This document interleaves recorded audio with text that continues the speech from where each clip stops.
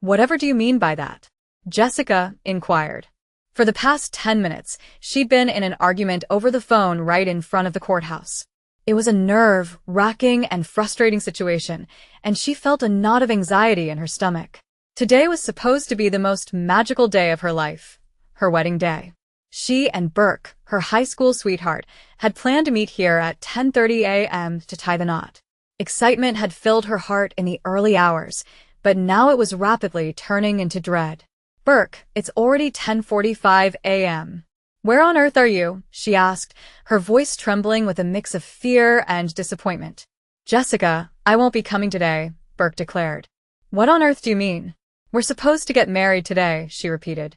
This time, she felt a hot, salty tear trickling down her cheek. She quickly sniffled, trying hard to hold back the flood of tears so her carefully applied makeup wouldn't be ruined. A sense of despair washed over her as she realized the impossibility of this moment. Jessica, I don't think I love you enough to marry you and live with you under the same roof, he said. Her heart felt like it had plummeted to the bottom of an endless pit. They'd been planning this wedding together ever since he proposed. He knew about her dream of getting married and living in a house with a yard where their kids could play. They didn't have such a house yet, but they'd made plans to find one. A pang of loss hit her as she thought about all those unfulfilled dreams. I won't pressure you to get a house with a yard, she said, thinking that perhaps the financial burden was just too much for him. They'd planned a low-key wedding because of the money issues. Even though they weren't wealthy, they believed that by joining hands, they could lead a comfortable life. She felt a deep sense of sadness thinking about all their shared hopes. Since they were both orphans, they had no family to invite to the private wedding. They decided to have a quiet ceremony and then tell their friends later. Burke, honey, aren't you coming in? A voice echoed from inside the room. Jessica recognized that voice. It was so familiar, but she couldn't place it right away. A sense of unease washed over her. Who's that? Jessica said, her voice muffled with a scream held back. Are you starting to hallucinate? Burke asked her. Jessica knew perfectly well that she'd heard the familiar voice. It was her best friend's voice. Is that Emma? She asked, more tears streaming down the other eye now. A feeling of betrayal sliced through her heart. Why would Emma be here? Burke asked. Jessica had always had her suspicions about her friend and her boyfriend, and now those suspicions were being confirmed. A wave of anger and hurt surged through her. Jessica, go home. I'll come to see you tonight, he said. I'll wait here until you come, Jessica pleaded. I'll forgive you even if you've cheated on me. Please just come.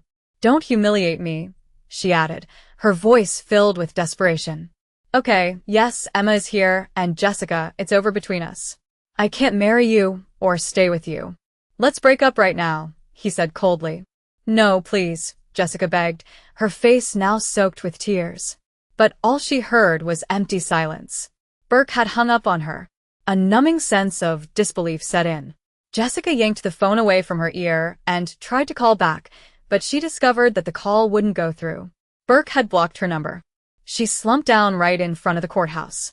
She didn't care if people were watching her. It felt like her heart had been ripped out, shattered into a million pieces, and then thrust back into her hands.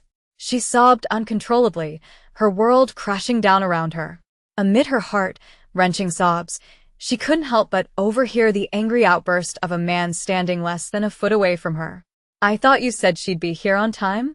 Xavier shouted into the phone at his assistant Brian. Frustration was evident in every syllable. The doctors had informed him that his grandfather only had about 2 weeks left to live. Xavier had lied to his grandfather, telling him that he had a girlfriend. His grandfather had insisted that the girlfriend be married to Xavier and presented to him before he passed away so that he could transfer the company from a management specialist into Xavier's name. His grandfather knew what a responsible man Xavier was, but he was worried that if he left the world, Xavier would be all alone, and eventually, the company would leave the Delgado family. Dawson, Xavier's grandfather, thought that rather than risking Xavier losing the company in the long run, he would be the one to ensure the company was in the hands of capable people. It would make him turn in his grave if Xavier gave up on all his hard work and sweat. So, he decided to take matters into his own hands. Xavier felt a deep sense of obligation towards his grandfather. Xavier owed a great deal to his grandfather. When his parents died in a terrible car accident, he'd moved in with his grandfather, who did everything in his power to take care of him. He wanted to keep the family business within the household, which drove him to look for a quick marriage solution. His assistant Brian had told him about a contract marriage service where you could pay to have a wife for a certain period. He'd gone ahead and signed a contract with a random woman from the service for a year. The deal was that they'd get married without any strings attached and then divorce amicably after a year. He was standing in front of the courthouse, but the woman was nowhere to be found. He was both confused and extremely annoyed at the wasted time. He needed to take his new wife to his grandfather today. He glanced at his watch and let out an annoyed sigh. "I'm sorry, sir. Let me try to reach her again," Brian said before hanging up. "What a colossal waste of my precious time," Xavier muttered loudly, his annoyance palpable. He detested people who wasted his time, and he couldn't believe that the girl had disappeared after receiving a partial payment for the contract. A sense of irritation gnawed at him. The phone rang, and he didn't hesitate to pick it up. "Well," he snapped at his secretary. "Her agency can't get in touch with her," Brian replied. "She's currently unreachable. Why don't you come back, and we'll reschedule with the agency." "They'll send us someone else," Brian suggested. He was lucky he had a good relationship with his boss, or he might have been terrified. "I'm not leaving this place without a marriage certificate," Xavier replied firmly. He didn't mean to put so much pressure on his assistant. He just needed results right away. "I'll marry you," Xavier heard a soft voice say. He turned to see a beautiful woman with mascara-streaked eyes. He looked at her in disbelief, wondering why she would offer to marry a complete stranger. A flicker of curiosity crossed his mind. "I will marry you," Jessica repeated. "What?" Xavier said, dropping the phone from his ear to stare at this girl. How could she even think about getting married to him when she knew nothing about him? "Are you from the marriage service?" he asked. His question caught Jessica off guard. "No," she said, biting her lip nervously. She was certain that her makeup was a mess from all the crying. The conversation she'd overheard made her decide that she had to get married before leaving the courthouse. And since this man seemed desperate for a wife, she felt compelled to step up. A sense of determination welled up within her. "You need a wife, don't you?" she asked, her voice thick with sniffles and a runny nose. "Yes, I do," Xavier answered. It suddenly occurred to him that she might be the solution he'd been looking for. "I was jilted on my wedding day. I won't bore you with the details, but I can see that you need a wife. I could be that wife for you," she said. Xavier studied her carefully. Despite the ruined makeup, she seemed sane. He put the phone back to his ear. "Make sure to get the money back from the agency. I'll handle this on my own. See you at the office," he said, hanging up and putting the phone in his pocket. "Let's get married." "I'm desperate for a wife, so I can't be choosy," he said, and she nodded. After all, she'd been dumped, and it seemed like Burke wasn't interested in getting back together, considering he'd blocked her number. She couldn't help but wonder where their relationship had gone wrong and why he'd cheated on her.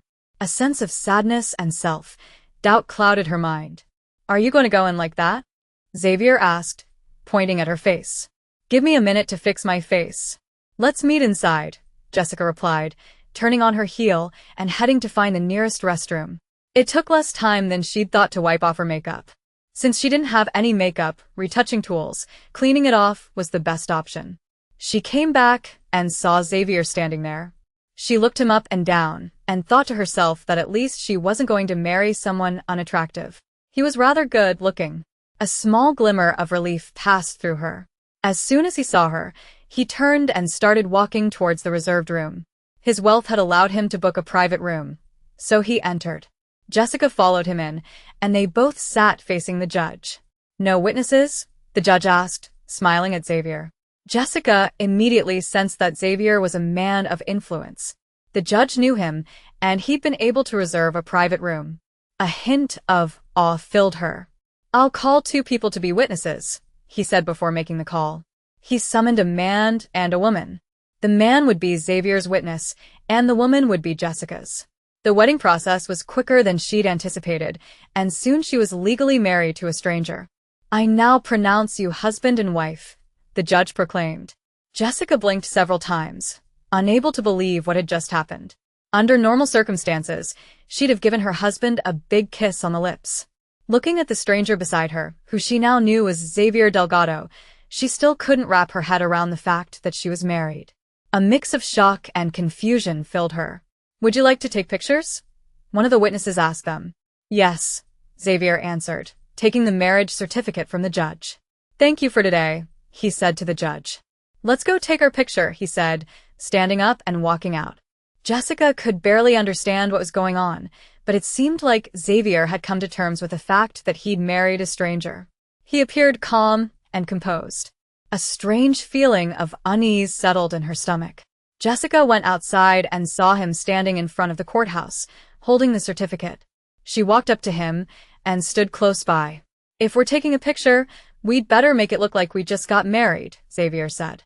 "You didn't even ask me if I'm okay with taking a picture," she murmured under her breath. She knew they needed the picture, but her broken heart and hasty decision were constantly on her mind. She wondered if she always acted so impulsively when faced with difficult situations. A sense of self-reproach washed over her. "I need the picture," he said firmly, his voice leaving no room for argument. She agreed with him and took the picture. After all, she'd approached him to get married, so she might as well go through with the rest. They both struggled to force a smile in the picture.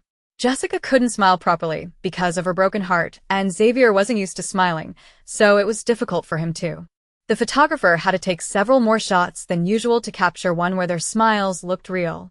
A few more copies of the pictures were taken, and Xavier gave his email address to receive the digital copies. He was told that the printed copies would be framed and ready the next week, and they could pick them up then. "Hold on to this," Xavier said, handing the marriage certificate to Jessica. She took it and read it over and over again. It had her full name, Jessica Penelope Joshua, and she was married to Xavier John Delgado.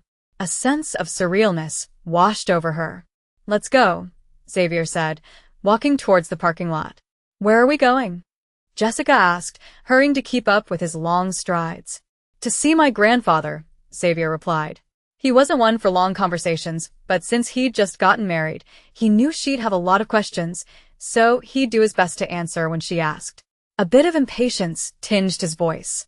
"Why?" she asked.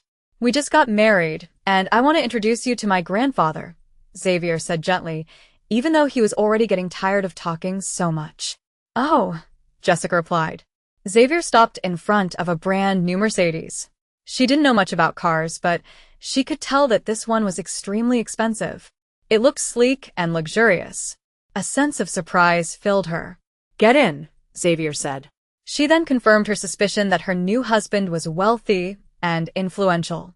She should have been happy to have married a rich and handsome man, but her broken heart wouldn't allow her to feel any joy. A pang of regret hit her. Xavier was used to driving in silence, but he needed to share some information with her. "As you heard earlier, my name is Xavier Delgado," he began. Jessica was pulled out of her thoughts by his voice. She turned to face him, ready to listen to what he had to say. Since he needed a wife, there must be a backstory. A sense of curiosity welled up within her. "My grandfather is sick and in the hospital, and he's been bugging me to get married. I was supposed to marry a girl from a wedding agency, but she didn't show up, so I married you instead," he explained. "I told my grandfather that we've been dating for a year, and that's why we got married," he added. "Okay," Jessica responded. "What do you do for a living?" Xavier asked when he saw that she'd responded. "I'm an assistant chef at Laverian Restaurant," Jessica answered. Xavier knew the place. He dined there several times. He wondered if she'd ever seen him. The thought that she might have approached him on purpose because she knew he was rich crossed his mind, but he didn't dwell on it. He knew he'd arrange for an amicable divorce after a year. Even if his grandfather was still alive then, it would be easier to convince him of their reasons for divorcing. A sense of detachment colored his thoughts. "But you'll tell my grandfather that you're currently studying for a PhD, he said. "What do you do?" Jessica asked. Xavier wondered if she was being honest or just pretending not to know him. "You don't know who I am?" Xavier asked. Although he was usually a man of few words, he was also very curious and always wanted to satisfy that curiosity, which made him a good listener. This time, his curiosity made him ask if she recognized him. "Are you a celebrity?" she asked in return. "Even if you were, I wouldn't know you. I'm so busy making a living that I don't have time to know much about what's going on around me," Jessica confessed. She was really bad at paying attention to her surroundings. She could hardly tell the difference between celebrities, and she often fell asleep while watching movies and only listened to old music. She only heard new songs when she was on the bus or in a taxi. A tinge of embarrassment colored her words. "No, I'm not," Xavier answered. It was the first time he'd met a girl who didn't recognize him. He'd always assumed that everyone knew him and drooled over his pictures in business and fashion magazines. After all, he was an icon in both worlds. A sense of novelty filled him. "I work at Braxton Industries," he said. "Which branch?" she asked, looking interested. The only reason she knew about Braxton was that she'd applied to work as an assistant chef at their hotel every year while working at Laverne, but she'd never been hired. "All of them," Xavier said. For some strange reason, his answer made her laugh. It had been a while since she'd had a good laugh. She had to give him credit for that. A momentary lightness filled her. "What do you mean by all of them?" she asked, wiping away the tear that had fallen from her laugh. "I'm the chairman's grandson," Xavier replied casually. "What?" Jessica asked, her eyes widening in disbelief. "I'm the heir to Braxton Industries," he repeated. He had to admit that he was being surprisingly patient today, answering all her questions without getting angry. "What?" Jessica asked again, her voice a little shrill. Did she just become legally married to a billionaire? "Is there anything else I need to know before meeting your grandfather?" Jessica asked as they pulled into the hospital parking lot. "He's always tired because of his liver cancer, so he can barely talk. We'll just greet him today, and that'll be enough," he replied. He hoped that once they reached the hospital room, he could finally stop talking so much. "Okay," Jessica said, pulling out a small mirror from her bag. She checked her appearance and practiced smiling. If they were supposed to be a couple in love, she had to make it look believable. A sense of self-consciousness washed over her. Xavier watched her as she did this. There was something about her that he couldn't quite put his finger on. She had an aura that intrigued him. A flicker of interest crossed his eyes. "Shall we?" Xavier asked, unbuckling his seatbelt and opening the door. Jessica did the same, and they both got out of the car. "Here's the ring. I hope it fits," Xavier said, pulling out 2 rings from his pocket. One had a diamond set in a gold band, and the other had small diamond chips in a gold band as well. Jessica took the ring and put it on. She couldn't believe that she was wearing a diamond ring. The best Burke could have given her would have been a cheap, gold, painted stainless steel band, but her heart still ached for him. The ring fit perfectly, as if her fingers had been measured for it. A bittersweet feeling welled up in her. "Stay close," Xavier said. Xavier's voice sounded cold to Jessica, but she could detect a hint of concern and warmth beneath it. She guessed that he put on a cold and uninterested front to keep people at a distance. It was obvious why he might do that. Even though she wasn't informed about local news, she knew about the brutal death of his parents in Chichester City. Some people even thought it was a deliberate killing, but the police investigation concluded it was an accident after the drunk truck driver was caught. The culprit had only served a 1-year prison sentence for hit and run, and was then released. Xavier must be trying to protect himself from getting hurt by letting people in and then losing them. Now, he was on the verge of losing his grandfather, the only family he had left. A sense of empathy for him filled her heart. "I was wondering what took you so long," Dawson said. He'd been waiting for his grandson to come ever since he promised to bring a wife today. "There was a small issue at the courthouse," Xavier replied. Dawson had expected Xavier to come up with an excuse for not having a wife, but he was surprised to see him with a woman. He wondered where Xavier had found her. He knew for a fact that his grandson didn't have a girlfriend like he'd claimed. He'd let it slide because he understood Xavier's struggle to open up to more people. But here he was, with a girl by his side. He was curious about where she came from and if she'd be a good match for his grandson. He wanted to leave his grandson with someone good. Maybe they'd fall in love later. A sense of hope for his grandson welled up in him. "And who is this?" Dawson said, pointing at Jessica. "This is Jessica, and she's my wife," Xavier said, taking Jessica's hand and presenting her. Jessica stepped forward and looked at the grandfather. He looked healthier than she'd expected. Was Xavier sure his grandfather had terminal liver cancer? "Good afternoon, Mr. Delgado," Jessica said, giving him a slight bow. She couldn't believe that she was standing in front of a self-made billionaire, let alone talking to him. Her feet felt sweaty in her shoes. A feeling of nervousness washed over her. "Good afternoon, Jessica," Dawson said, smiling. For some unknown reason, he took an immediate liking to Jessica. "Please call me Dawson," he added. "Oh, can I?" Jessica asked, a bit nervously. Dawson could tell that Jessica was uncomfortable. "Did Xavier just tell you this morning that he was a Delgado?" Dawson asked, catching Jessica off guard. She stammered, not knowing what to say. "Papa," Xavier said, a warning in his voice. "I'm just asking your lovely wife why she seems so uncomfortable," Dawson said. "I'm not uncomfortable," Jessica said quickly. She didn't want to be the reason Xavier got caught, but she wasn't a great actress or a good liar. A sense of panic welled up in her. "Relax," Xavier whispered in her ear. The hot breath on her ear made her shiver. "Sit," Dawson said, pointing to the chair beside his bed. Jessica pointed to herself, and Dawson nodded. She took the seat and sat next to the bedside. "I'm glad you agreed to marry this grumpy grandson of mine," Dawson said. "Papa," Xavier said, his voice carrying a warning. "I'm sure you'll grow to like him more," Dawson continued, ignoring Xavier, who was now breathing heavily and muttering complaints under his breath. "Please take care of him," Dawson said. Jessica could feel the deep love Dawson had for his grandson radiating from him. "He's still a child at heart," Dawson added in a whisper. "I will," Jessica said. The words slipped out of her mouth before she could think. Seeing Dawson's love for his grandson and his frail condition, she just wanted to do something for him. Her response surprised both men. Dawson had expected her to brush off the request, and Xavier wondered why she'd agree to do a favor for two strange men. They could have been dangerous, but she seemed to trust them completely. A sense of astonishment filled them both. "Let me let the newlyweds get back to their business," Dawson said teasingly. A blush crept onto her face. Even though she had no intention of having an intimate relationship with this man, the words made her feel strange. She'd been a virgin throughout her relationship with Burke. She'd planned to give herself to him after marriage, which was why she'd agreed to the wedding. A tinge of sadness and regret filled her. "I'll come to say hello tomorrow," Jessica said, standing up. She thought it might be lonely for him in the hospital, and since she didn't have anything else to do, she could visit him. "I'd love that," Dawson replied. The couple said their goodbyes and left the hospital room. Jessica decided that she liked Dawson.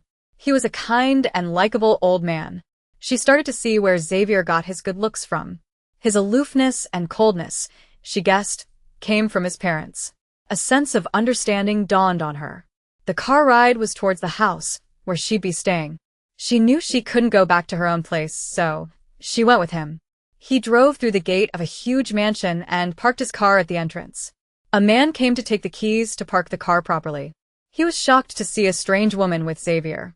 She got out of the car and followed her new husband. Since he'd been working here, he'd never seen Xavier show any interest in women. Some of the household staff even thought he was gay.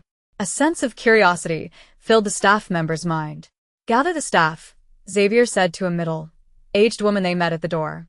"Yes, young master," she replied, and went into the house. Jessica pinched herself and was surprised to feel the pain. She was convinced this was a dream. How had it happened that she was suddenly married to a billionaire? A sense of disbelief overwhelmed her. "Come with me," Xavier said, turning back when he noticed she'd stopped in the doorway. Jessica looked around the house in awe. It was so grand that it could easily pass for a castle. It was incredibly magnificent and beautiful. A feeling of wonder filled her. Xavier walked into the waiting room and sat down. He needed to introduce his wife to the household staff. Although they'd gotten married on a whim, without really getting to know each other, he was a gentleman and intended to make sure she was comfortable during their year together. A sense of responsibility filled him. "Welcome, young master," the staff members said one by one as they entered the waiting room. Xavier didn't bother to reply. He just nodded at them. They were all visibly shocked to see a woman sitting next to Xavier. It was an unprecedented sight. The middle-aged woman had been working at the Delgado mansion since she was young, and this was the first time she'd seen the young master with a woman. A wave of shock rippled through the staff. "Is this everyone?" Xavier asked when the woman from the door entered the room. "Yes, young master," she replied. Jessica quickly counted the staff. There were 14 of them. That was as many as a football team, plus extras. The size of the house from the outside was large enough to accommodate so many staff. It was amazing to her that in less than a day, She'd gone from almost being a regular housewife to a billionaire's wife. She hadn't planned for this, but it seemed to be her new reality. A sense of incredulity filled her. She felt her phone vibrate in her bag, but ignored it. "This is Roselle, and she's the head housekeeper," Xavier said, pointing to the middle-aged woman. "And this is my wife," Xavier announced. The whole household staff gasped in shock. The young master was married.